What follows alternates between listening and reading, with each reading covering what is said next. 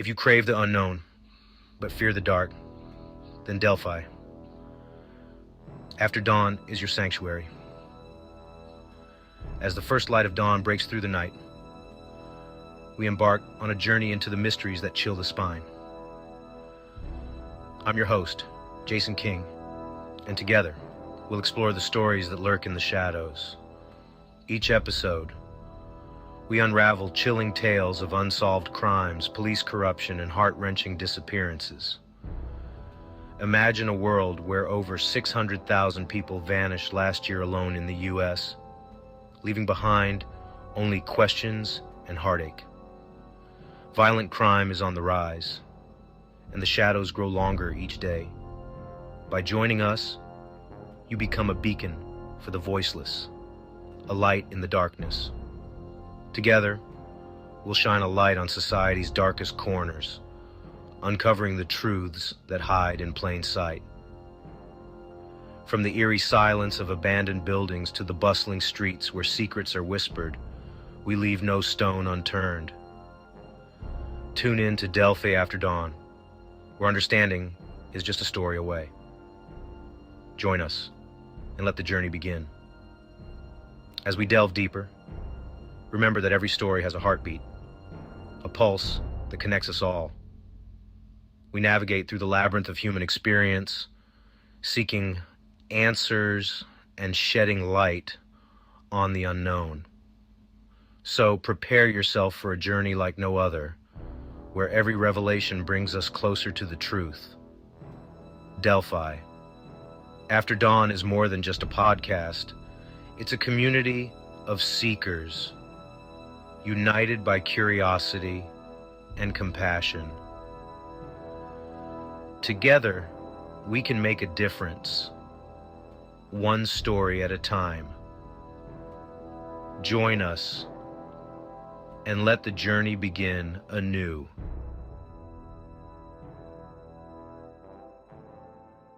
In the shadows of the city, where secrets are commodities and trust is a luxury, one man delves into the minds of the monstrous. Welcome to the world of Jason King, a detective with a mind as sharp as a scalpel and a heart as resilient as steel. Beneath the ordinary scenes of daily life, grim tales of notorious serial killers lurk. Each one, unique in their madness, leaves behind a chilling legacy of victims and unsolvable puzzles. But the twisted minds of these murderers never elude Jason King. With every episode, the stakes rise. Every grim detail, each hideous crime, King peels back layer by layer. In a world where evil is the norm and horror is the narrative, Jason King remains steadfast. His mission? To uncover the dark consciousness of terror. His promise? Justice. This is Jason King's world, where crime is not just confronted, but comprehended. Dive deep into the chilling tales of serial killers with Jason King.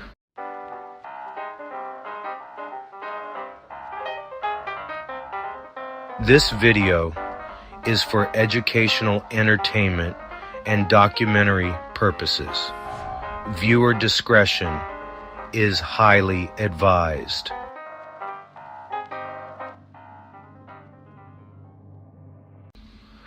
Hey true crime fans, welcome to Delphi After Dawn Crime Stories with Jason King. In this episode, we're diving deep into the chilling tale of Reverend Jim Jones and the People's Temple.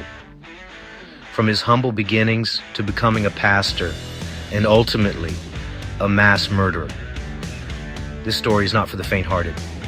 Born in 1931 in Indiana, James Warren Jones seemed like any other kid. But behind his charismatic exterior, a darker side lurked.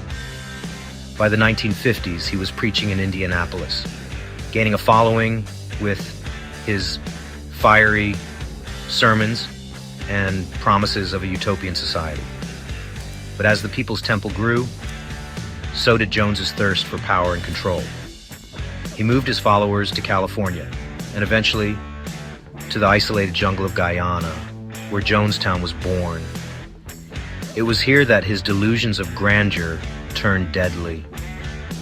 In November 1978, the world would witness a tragedy of unimaginable proportions.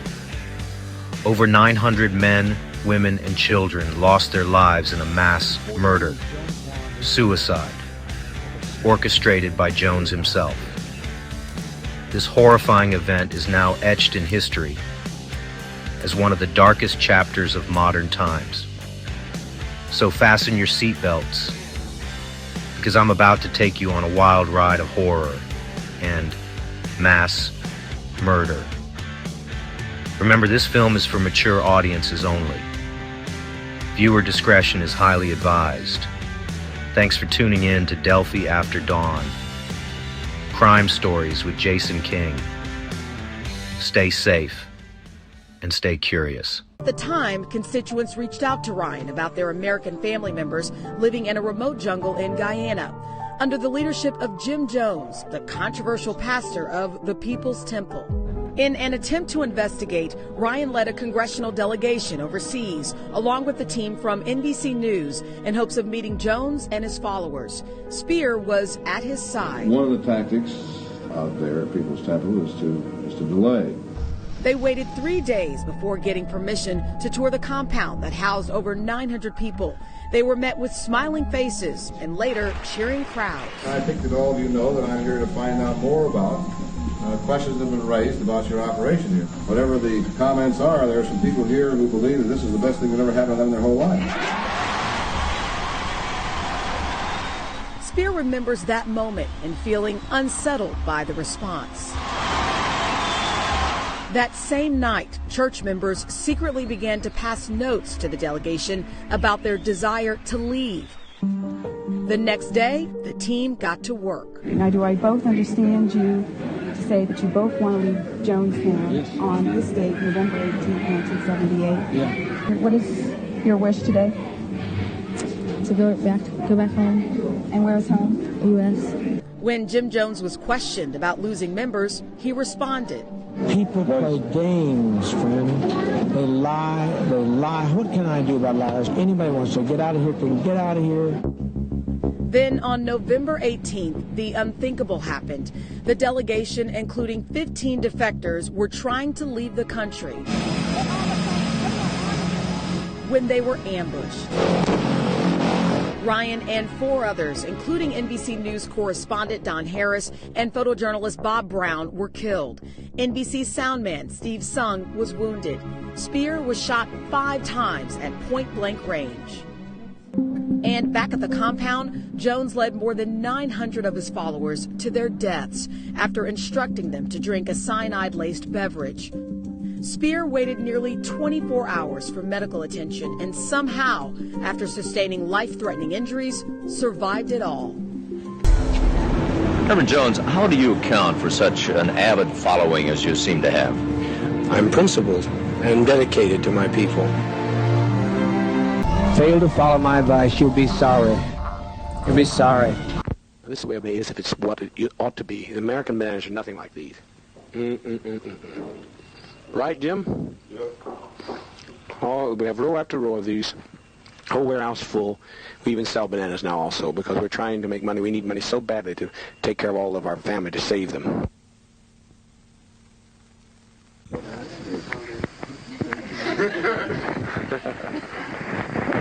This guy says he's still staying with us. He says, if we want to, he told me that he'd go back and bite Ford's ass for us. Yeah, this good guy here.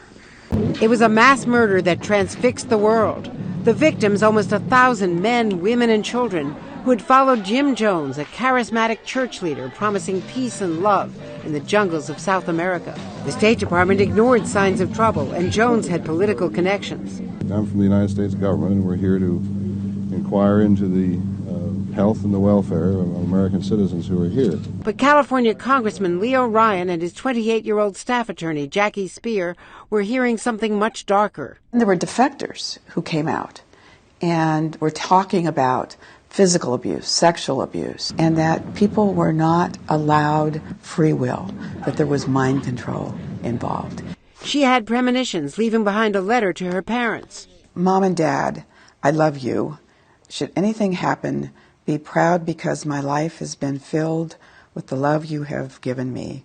I have no regrets. Love, Jackie. At first, they saw smiling faces and cheering crowds. But then a man passed NBC correspondent Don Harris a note some wanted out. Last night, someone came and passed me this note. And when I looked at that note, my heart just sunk, because I knew that everything we were afraid of was true, and that this was a charade that we were watching. Spears started taking statements from people who wanted to leave. What is your wish today? To go back home. And where is home? U.S. Anybody wants to get out of here can get out of here. We have no problem about getting out of here. They come and go all the time. But when they tried to go, taking people with them, tensions exploded. You bring those kids back here! There were couples with children in which one was pulling the child one way, the other way, because one wanted to stay, one wanted to leave, and the child was, in the middle. Suddenly, Jones's men tried to knife the congressman. I stood up and had been talking with the two attorneys for the temple, and suddenly the knife was around my neck. You're convinced he was trying to kill you. Where was the knife? In his very large left hand. They got as far as the landing strip and were ambushed.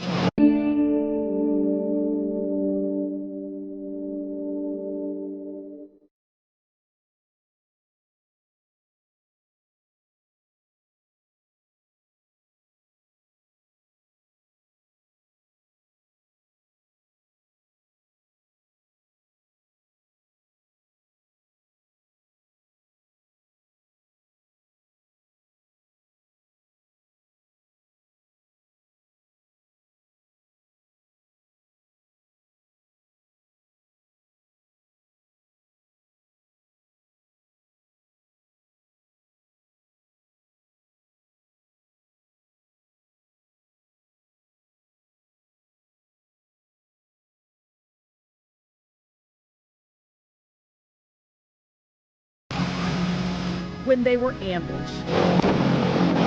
Ryan and 4 others, including NBC News correspondent Don Harris and photojournalist Bob Brown, were killed. NBC soundman Steve Sung was wounded. Spear was shot 5 times at point-blank range. And back at the compound, Jones led more than 900 of his followers to their deaths after instructing them to drink. 40 years, Jonestown has been like a sniper that every now takes a shot at me. Yesterday in California, the first of dozens of caskets were put beneath the surface of the earth. They are the remains of some of those who died at the Jonestown commune in Guyana. It is part of the tragic story that even to now is not over. Vern Hawkins has a report.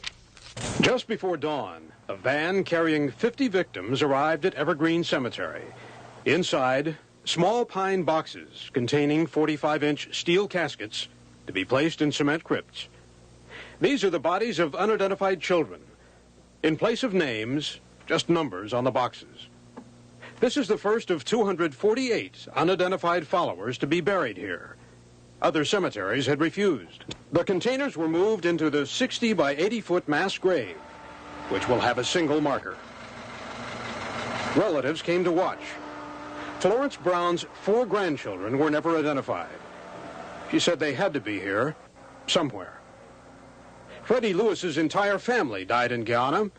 Only the older members were identified. Wife and sister, 2 older daughters. My 2 older daughters are Lisa and Karen. They've been identified already. The other kids hasn't been identified yet. They may be here. They may be here, might be on their way. Who knows? The Council of Churches held brief services. Services they will repeat. 4 more van loads are scheduled here. Spirit of the departed has returned to God, who gave it. We therefore commit his body to the ground, earth to earth, ashes to ashes, and dust to dust. Vern Hawkins in Oakland for the 10 o'clock news.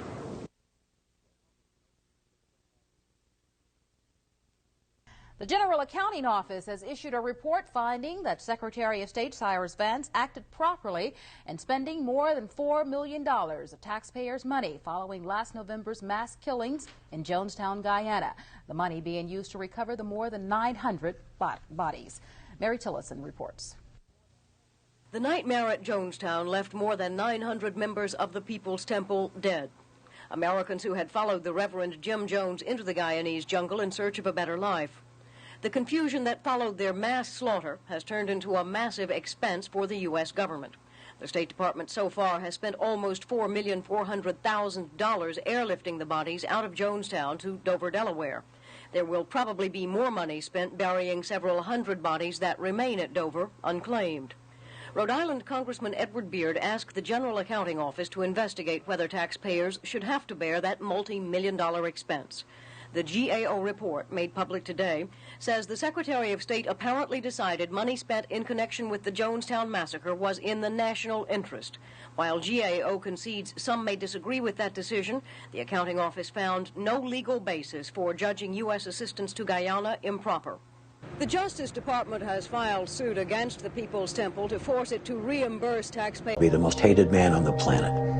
You know, my name will be on everybody's lips.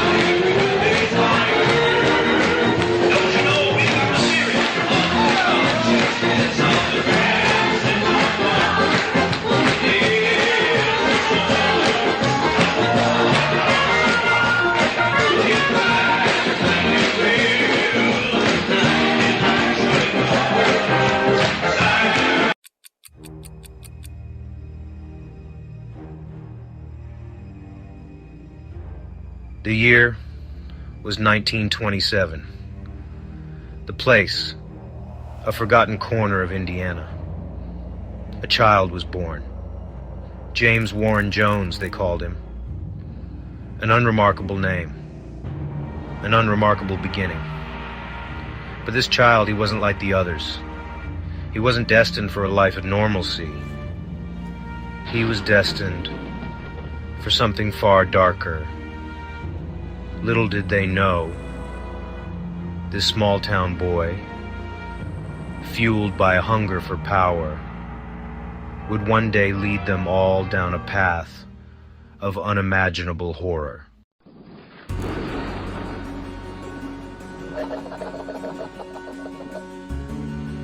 Indiana, a place of rolling hills and quiet towns. But beneath the surface, a darkness stirred. The Ku Klux Klan cast a long shadow over the state. Prejudice and fear were woven into the fabric of everyday life.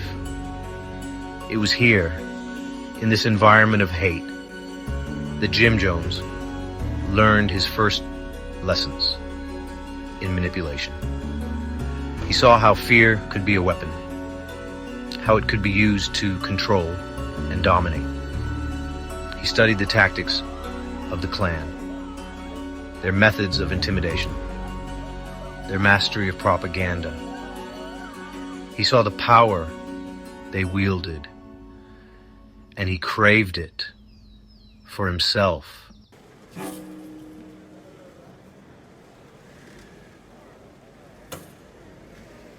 Indianapolis, a bustling city, a world away from rural Indiana.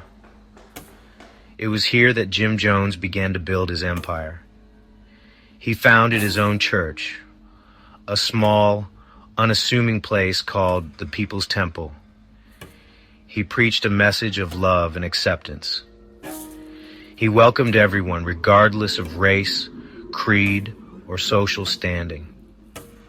People flocked to his sermons, the poor, the marginalized, the lost and lonely. They found solace in his words, in his promise of a better world. He offered them a sense of belonging, a sense of purpose.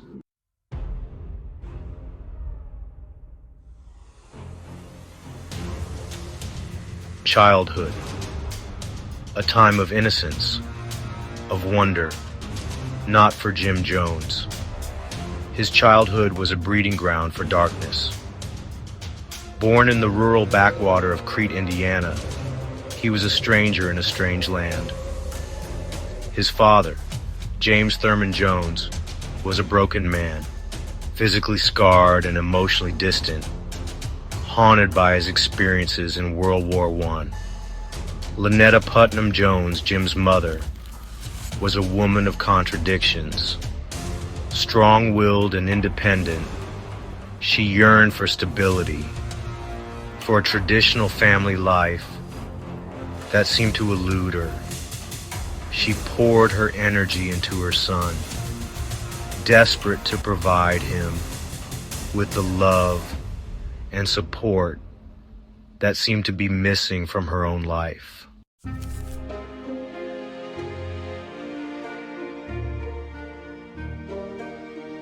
Lynetta Jones, recognizing her son's intelligence and his thirst for knowledge, encouraged his intellectual pursuits.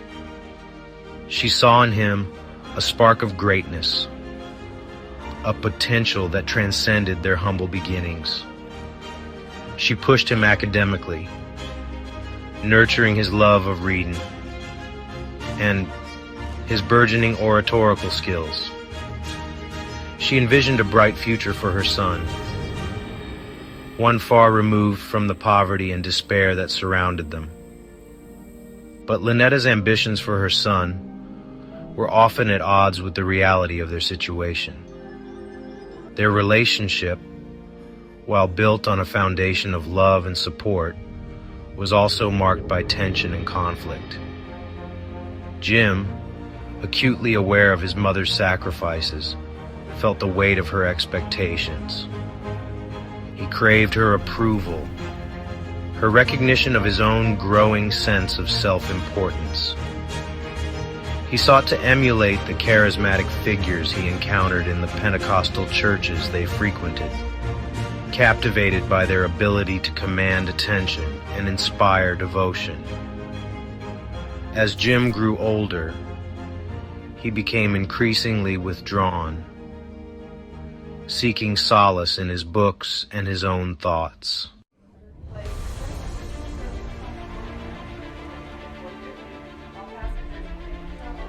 The world beyond Crete, Indiana, beckoned to Jim Jones, offering a larger stage for his burgeoning ambitions. He moved to Indianapolis, a bustling city, teeming with opportunity and despair. It was here, amidst the urban sprawl and the social upheaval of the post-war years, that he encountered a figure who would have a profound impact on his life. Father Divine. Father Divine, born George Baker, was a charismatic black religious leader who proclaimed himself God. He preached a message of racial equality, economic empowerment, and spiritual enlightenment, attracting a diverse following that transcended racial and social barriers.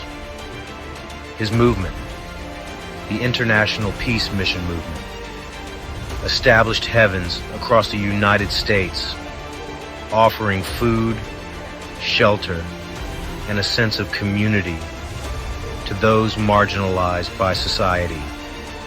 Jones, drawn to Father Divine's charisma and his message of social justice, attended several of his rallies. He was captivated by the man's ability to command the attention of thousands, to inspire unwavering devotion in his followers. He witnessed firsthand the power of belief, the way Father Divine's teachings offered hope and a sense of belonging to those who felt lost and forgotten. But Jones's interest in Father Divine went beyond mere admiration.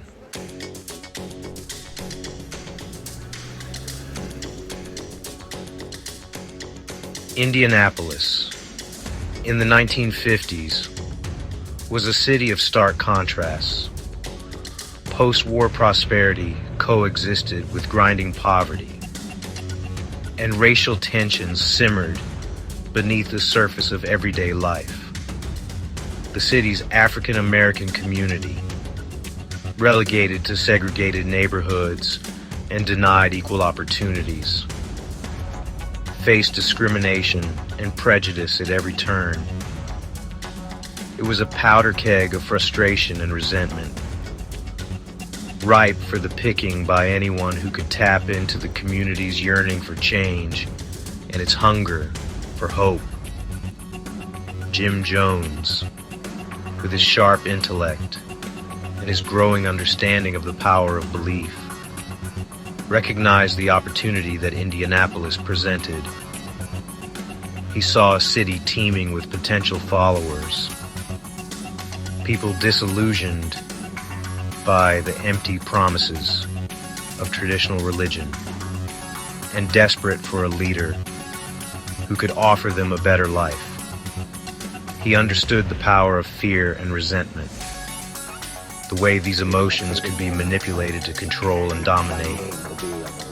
Drawing inspiration from Father Divine's message of racial equality and economic empowerment, Jones began to craft his own unique brand of religious rhetoric. He preached a message of radical inclusivity, welcoming people of all races, creeds, and social backgrounds into his fold. He spoke out against the injustices faced by Indianapolis's black community, railing against segregation, police brutality, and the systemic racism that permeated every aspect of American life.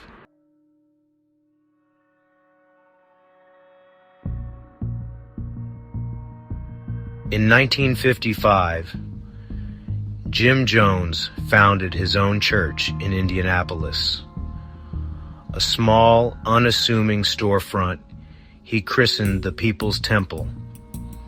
It was a humble beginning for a man with such grand ambitions, but Jones understood the importance of starting small, of building a solid foundation for the empire he envisioned. He poured his energy into his sermons, honing his oratorical skills, perfecting his ability to captivate an audience and manipulate their emotions. Jones's message was a potent cocktail of Christianity, socialism, and self-empowerment. He preached a gospel of love and acceptance, urging his followers to embrace racial equality and social justice. He railed against the evils of capitalism, advocating for a more equitable distribution of wealth and resources. He promised his followers a better life, a world free from want and oppression, but only if they were willing to follow him, to trust him implicitly, to surrender their will to his. As his congregation grew, so too did Jones's control over their lives. He established a system of rules and regulations governing every aspect of their existence, from their clothing to their hairstyles, to their relationships with those outside the temple. He demanded absolute loyalty and obedience, rewarding those who followed his dictates and punishing those who dared to question his authority.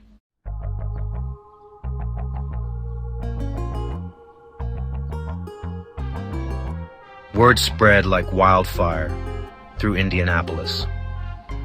People talked about the charismatic young preacher who offered hope to the hopeless. They flocked to the People's Temple drawn in by Jones's message of love, acceptance, and radical equality. The downtrodden, the marginalized, the lost souls searching for meaning in a world that seemed to have forgotten them. They found solace in his words, in the warmth of the community he was building. The temple became a melting pot of races and backgrounds, a stark contrast to the segregated reality of 1950s America. Black, white, Hispanic, Asian. They sat side by side, united under the banner of Father's love. Jones preached against the evils of racism, the poison of prejudice. He called for a revolution of the soul, a world where color no longer divided, where everyone was treated with dignity and respect. He offered a vision of true equality, a utopia built on the foundations of love and understanding, and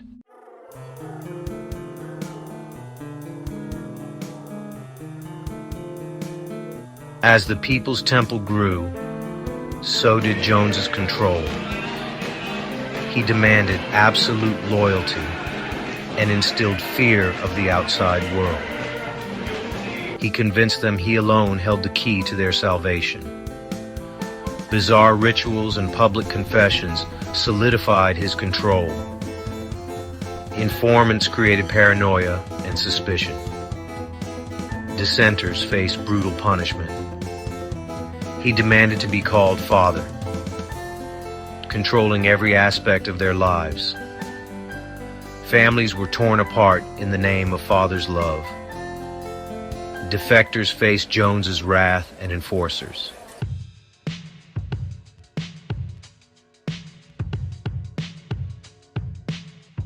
Miracles and money. The business of faith. Jones, a master manipulator, understood the power of spectacle. He staged elaborate healing ceremonies, claiming to cure everything from cancer to blindness. The sick and desperate flocked to the temple, hoping for a miracle. These staged events solidified Jones's hold over his followers and filled the temple coffers. Money flowed in from donations, tithes, and business ventures. He encouraged followers to turn over their life savings, promising security and salvation. He preached that material possessions were meaningless, a distraction from enlightenment. He instilled a culture of sacrifice and blind faith. Jones lived in luxury while his followers toiled tirelessly. He amassed a fortune, justifying his lifestyle as a necessity. The more power Jones accumulated, the more erratic his behavior became. His sermons descended into rambling diatribes filled with paranoia. He demanded absolute loyalty, subjecting followers to humiliating rituals. The line between devotion and delusion blurred, transforming the temple into a prison. He railed against enemies, accusing them of plotting against him. The People's Temple, once a beacon of hope, became a prison of Jones's making.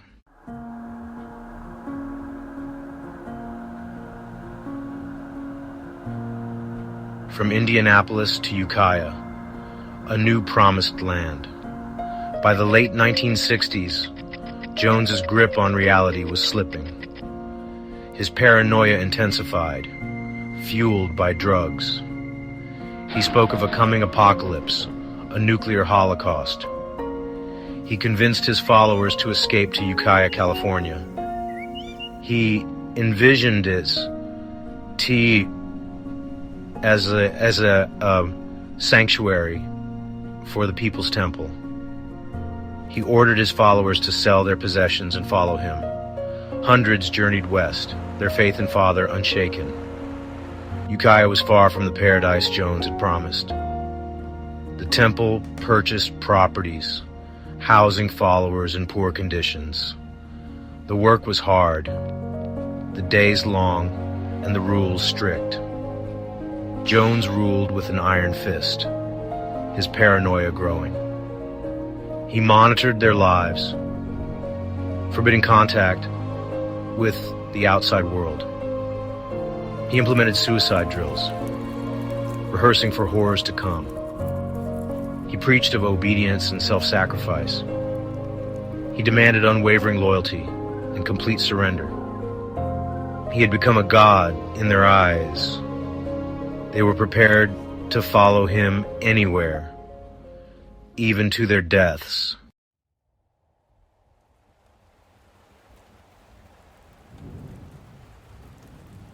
The gathering storm, whispers of dissent. Despite the atmosphere of fear, whispers of dissent began to circulate. The cracks in Jones's facade were impossible to ignore.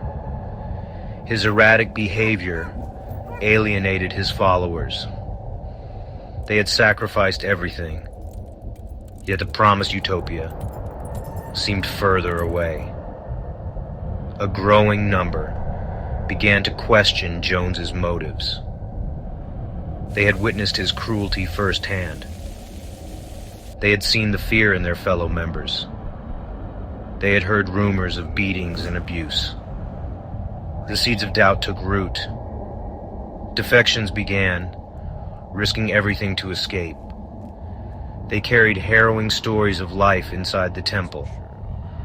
They spoke out, determined to expose the truth.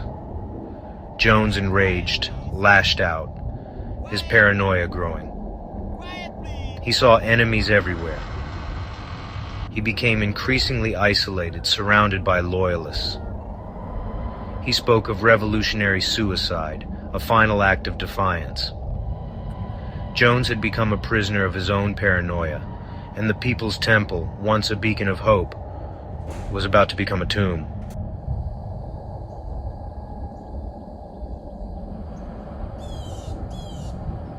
Ukiah was supposed to be a sanctuary, a haven from the prying eyes of the outside world. But Jones's paranoia only intensified in the isolation of the redwood forests.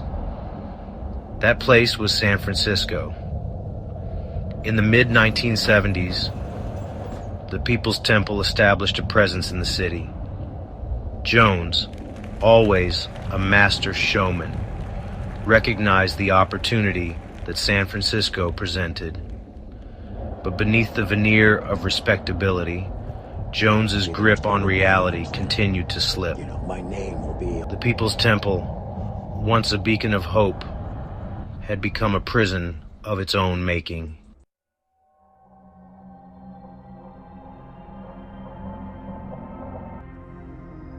The air in the San Francisco Temple crackled with tension. Jones, fueled by drugs and delusions, saw enemies everywhere. The CIA, FBI, rival groups, even his family, all were plotting against him. He railed against them in his sermons, demanding absolute loyalty. The system of informants expanded, creating a web of suspicion. Friends spied on friends, children on parents, all terrified of incurring Father's wrath. To question him was to risk being branded a traitor. Jones's paranoia became a self-fulfilling prophecy. The more he isolated his followers, the more justified his fears seemed. Defections became a steady stream, fueling Jones's paranoia. He began to speak openly about revolutionary suicide. He told his followers that death was not to be feared. He spoke of it with such conviction that his followers began to believe him. The line between life and death blurred, and the People's Temple became a cult of death.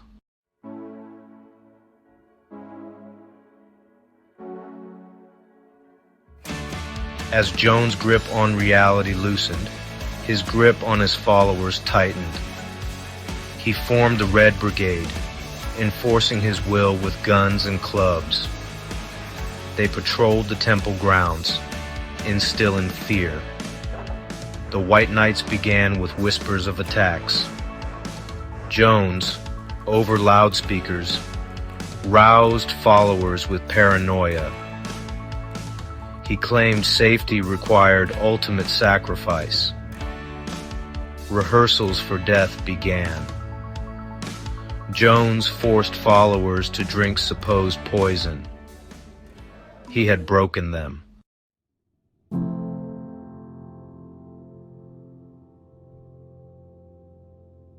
As Jones's behavior became more erratic, the desire for escape intensified among some members of the People's Temple. Families huddled in hushed whispers, knowing the risks of incurring Father's wrath. Escape attempts, though fraught with danger, became more frequent. Some tried to slip away under the cover of darkness, praying they wouldn't be spotted. Those who were caught faced swift and brutal punishment. Children were torn from their parents, forced to pledge allegiance to Jones. The crushing weight of fear silenced those who still harbored doubts. Jonestown, the promised utopia, had become a prison.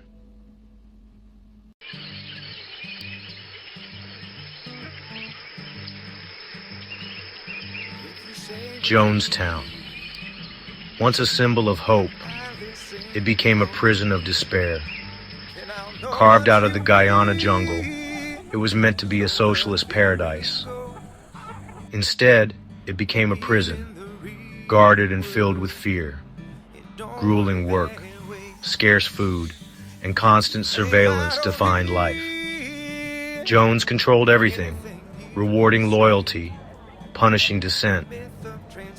Nights echoed with Jones's sermons, instilling fear. His paranoia and control were absolute. Surrounded by loyalists, he ruled with an iron fist. Public punishments were a constant reminder of his power. Children were indoctrinated, separated from their parents. The outside world became a distant memory. Communication was censored, escape impossible. Attempts to escape were met with brutal punishment. Fear and control were pervasive. Promised paradise, they lived in hell.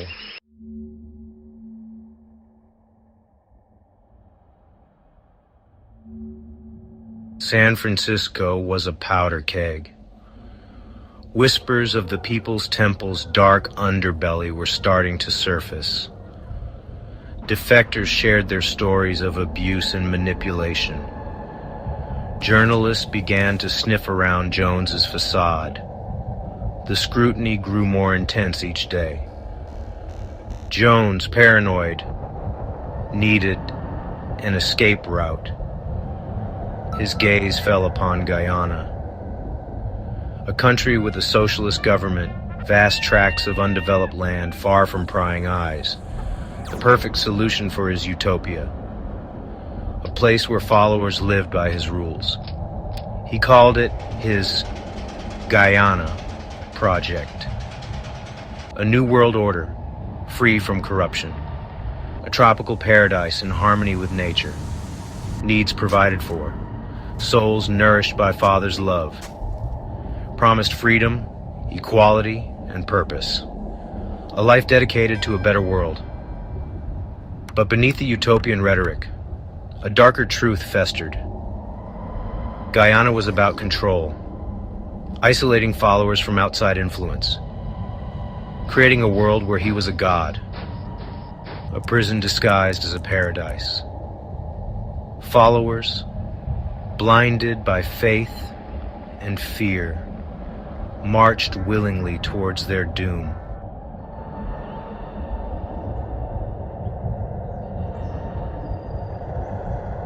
Section 2. Exodus. Journey to the heart of darkness.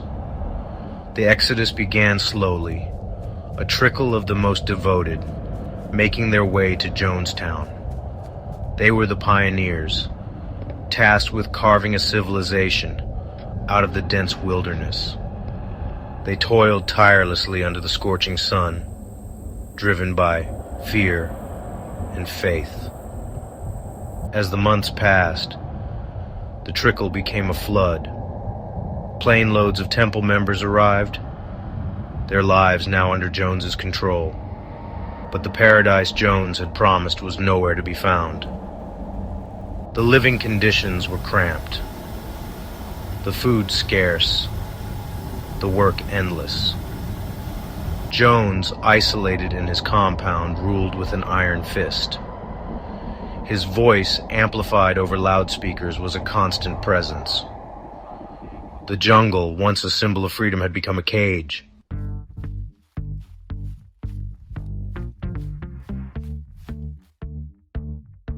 Section 3. Jonestown's iron grip. Paradise lost. Control absolute. Jonestown was a panopticon, a prison where every aspect of life was controlled, monitored, and manipulated. Work was mandatory for all, from the youngest child to the most elderly resident. Those who faltered were punished swiftly and brutally. Jones controlled every aspect of life in Jonestown. He dictated what they ate, what they wore, what they thought. He forbade any contact with the outside world. To maintain control, Jones employed a sophisticated system of surveillance. Informants, known as angels, were everywhere. The threat of betrayal bred paranoia and a chilling silence. Families were torn apart, children indoctrinated with Jones' ideology.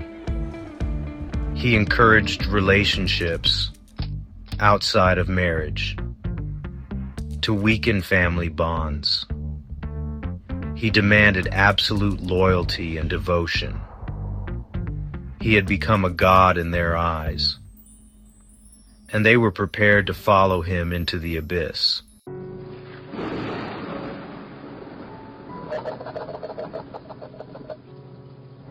Section 4. The gathering storm. Cracks in the facade. Seeds of doubt. The facade of Jonestown, the utopian mask carefully crafted for the outside world, was beginning to crack. Defectors, risking their lives to escape the jungle prison, carried with them harrowing stories of abuse, manipulation, and Jones's descent into madness. Their accounts, published in newspapers and broadcast on television, painted a chilling picture of life under Jones's tyrannical rule. The world, once content to ignore the rumors, was starting to take notice. The media, sensing a story, descended upon Jonestown, their cameras capturing the squalor, the fear, and the desperation that lurked beneath the surface of Jones's carefully constructed paradise. Jones, enraged by this intrusion, lashed out, his paranoia reaching fever pitch. He railed against the persecutors, the enemies who were trying to destroy his utopia. He accused the media of fabricating stories, of being part of a grand conspiracy to discredit him and his followers. But the seeds of doubt had been sown. The defectors' stories, the media reports, the whispers of discontent that filtered into Jonestown through smuggled letters and clandestine phone calls, all chipped away at the wall of fear and control that Jones had so carefully erected. Some temple members, their faith shaken by the revelations, began to question Jones's motives, his sanity, his very humanity. They saw the fear in the eyes of their fellow members, the desperation masked by forced smiles and rote pronouncements of loyalty. They heard the rumors of beatings, of sexual abuse, of disappearances that were never explained. They felt the suffocating weight of Jones's control, the ever-present threat of his wrath. The dream of Jonestown, the hope of a better world, was fading, replaced by a growing sense of dread, a chilling premonition that something terrible was about to happen.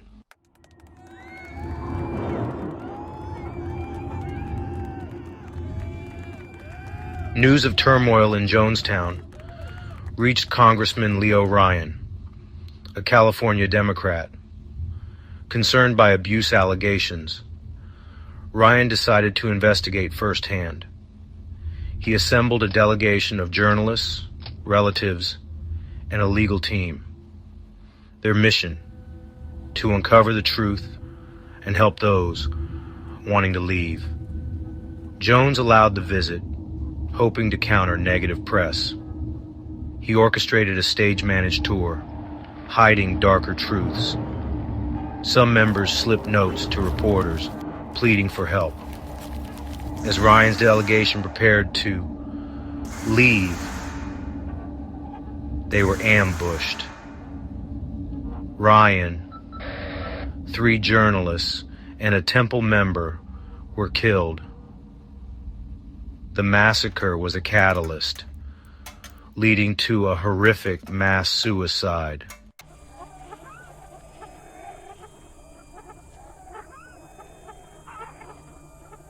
The air in Jonestown hung heavy, thick with the stench of fear and impending doom.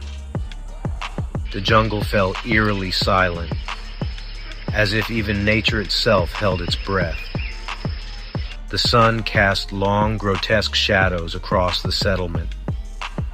The massacre at the airstrip shattered any remaining illusion of normalcy. Jones, hoarse with rage, addressed his followers over the loudspeakers. He spoke of betrayal, enemies closing in, and a world consumed by evil. He told them there was only one way out, one final act of defiance. He called it revolutionary suicide, a glorious ascension to a higher plane. His words echoed through the clearing, a macabre soundtrack to the nightmare. Many followers, their spirits broken, nodded in grim acceptance. They had sacrificed everything for Father. Now he asked for the ultimate sacrifice. Others hesitated, their eyes searching for an escape route that no longer existed. Dissent was now met with swift and brutal retribution. The Red Brigade, Jones's loyal enforcers, fanned out through the crowd. They carried syringes filled with cyanide and sedatives, prepared to usher the residents into oblivion. Everywhere I go, they be like, "Hey, yo, Nick! Hey, yo, Nick! How you level up like that?" A vat filled with a purplish liquid sat in the center of the pavilion, its metallic sheen glinting ominously in the fading light. The air, thick with the cloying scent of artificial grape flavoring, served only to heighten the sense of unreality that had descended upon Jonestown. This was no ordinary drink, no refreshing beverage to quench a tropical thirst. This was the elixir of death, Jones's final solution, the poisoned chalice from which all of Jonestown would partake. Mothers, their faces etched with a terrible mixture of grief and resignation, ushered their children towards the vat.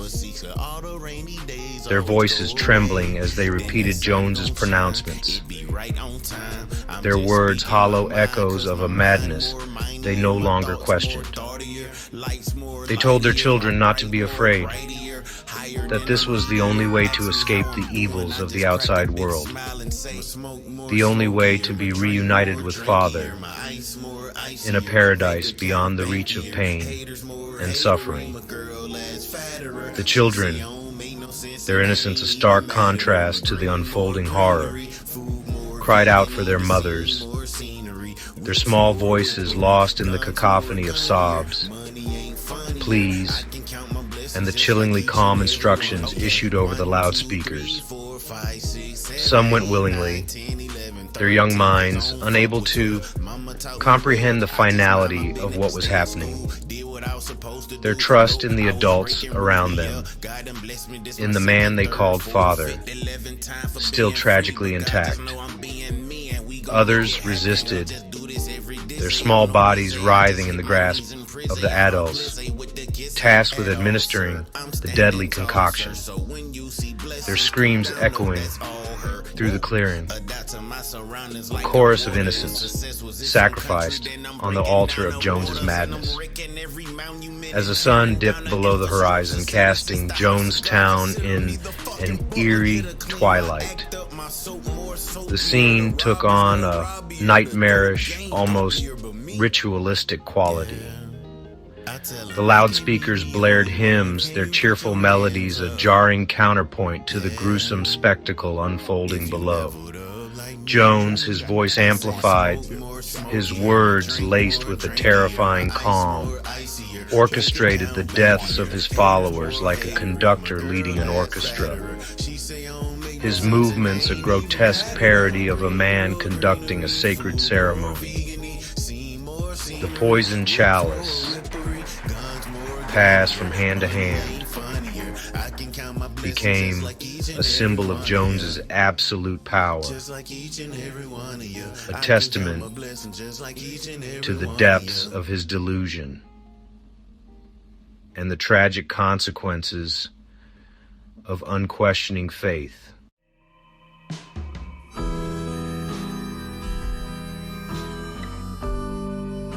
Section 3. The children. First. Innocence sacrificed.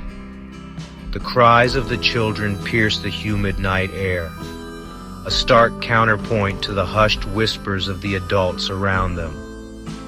Their innocence a stark contrast to the depravity of the scene unfolding around them. Jones insisted that the children be given the potion first, a final twisted act of mercy, to spare them the pain of witnessing the deaths of their parents. He told his followers that the children would ascend to paradise first. One by one, the children of Jonestown were led to their deaths. Mothers held their children close, whispering words of comfort and love. Some convinced themselves this was an act of mercy.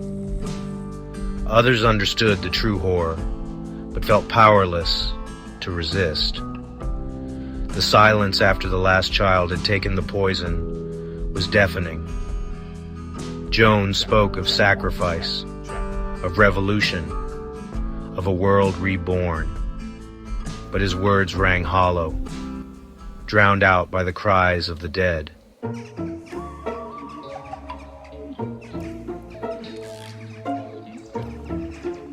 Section 4. Death in the Jungle. A landscape of horror. The air in the pavilion grew thick and heavy, the silence broken only by the groans of the dying and the desperate gasps for air. Bodies lay scattered across the pavilion floor, their limbs contorted, faces frozen in terror and pain.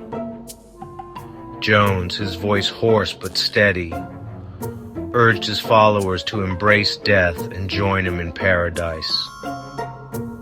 As the night wore on, the pavilion at Jonestown transformed into a landscape of unimaginable horror.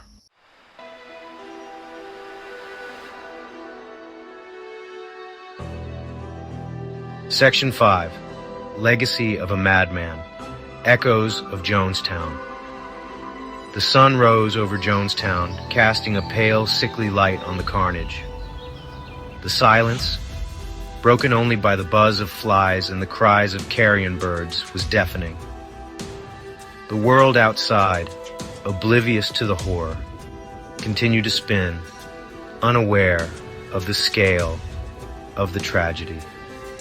Over 900 souls lay dead, their lives extinguished in a horrific act of mass suicide.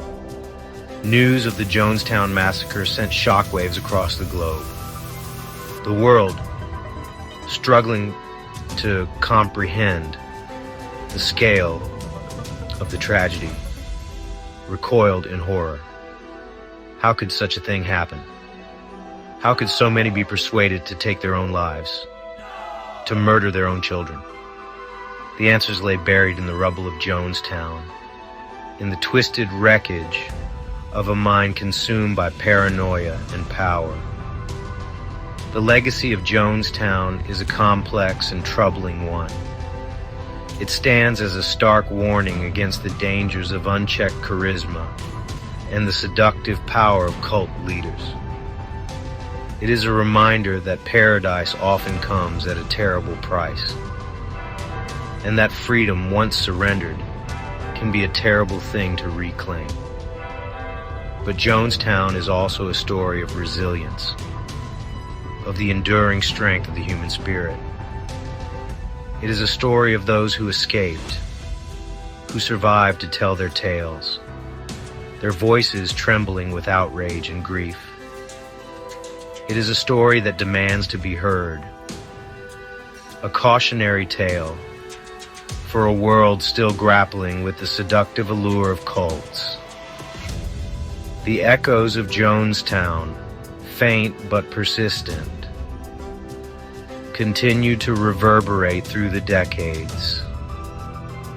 A chilling reminder of the thin line between faith and fanaticism.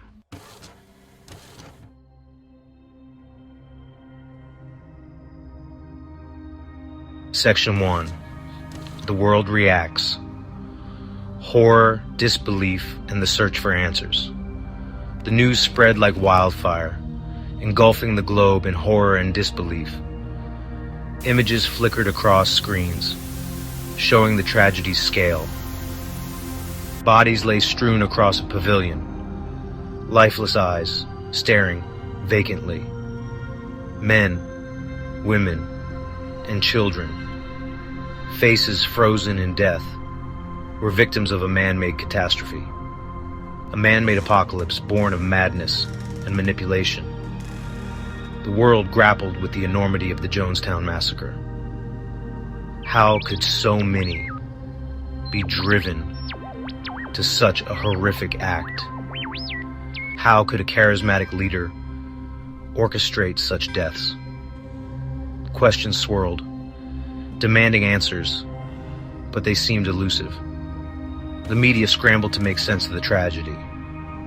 Reporters captured the gruesome aftermath, recording the stunned silence. The world watched, transfixed and horrified as details emerged.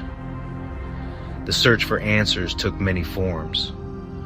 Journalists pieced together the fragmented narrative of a community seduced by a charismatic leader. Psychologists and cult experts analyzed Jones's hold over his followers. Even the most thorough investigations couldn't fully explain the depths of Jones's depravity.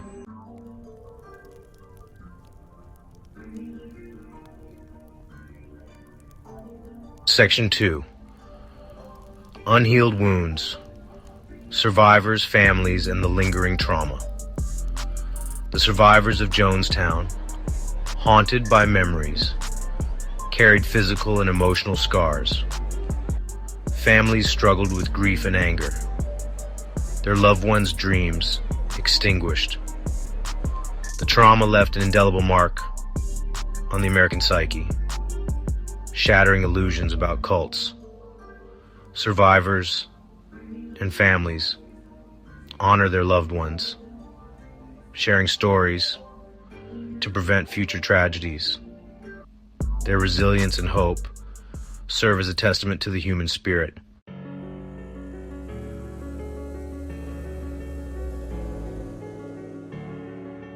Section 3. The Enduring Shadow. Cults, charisma, and the fragility of belief. The Jonestown Massacre is a chilling reminder of the fragility of belief and the seductive power of charisma. It serves as a cautionary tale for a world still grappling with the phenomenon of cults. Jonestown underscores the importance of critical thinking and questioning authority. It highlights the dangers of groupthink and the thin line between faith and fanaticism. The legacy of Jonestown, though tragic, carries a glimmer of hope. It reminds us that the human spirit, with its capacity for critical thinking, can ultimately prevail. In a shadowy underworld of crime, where the ordinary meets the extraordinary, you've been journeying with me, Jason King.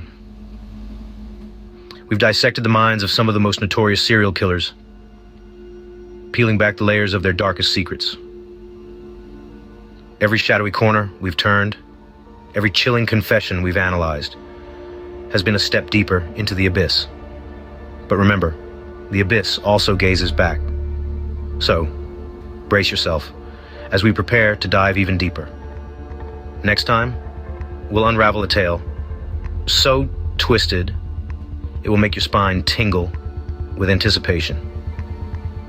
An enigma so intricate it will have you questioning everything you thought you knew. Until then, keep your eyes open and your mind sharp. This is Jason King, signing off.